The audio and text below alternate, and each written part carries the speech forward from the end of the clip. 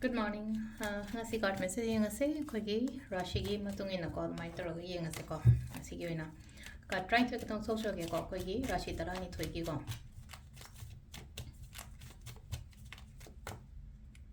do han base da lai re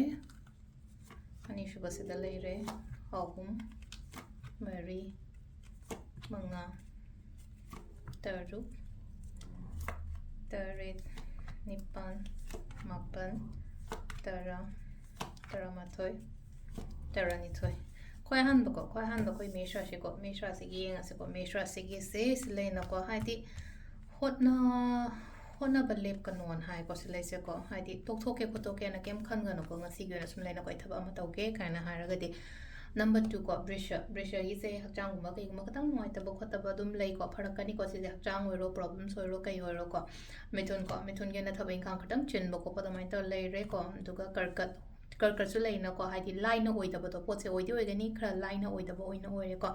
singara shi phai mung manung pachang cha ka mai la po do aduga se sina ko gi kaina gi sina haidi tak pa tambi ba lamjing bi ba nai ta ro ga ni ko sila lai se aduga tula gi emotions ke ka su ma am loina control da thamo emotions hai ta uttaba ta ra ko sila lai se amna practical loina thaba inkhang gum ba ga mo dai lok thok kai no ta bu ko Bridget ke se leina ko engon da kai no ma phaba gum la po oina oi ko nuai da ni ko ngasi se ko dhanu ge opportunities growth ka dumaina khra like ko proposal gum ba kai gum ba duma makar gi tana sila sida la ise hadi blessing ishona chanbi ba numit thabak chalu ko pa matam da ko mai targa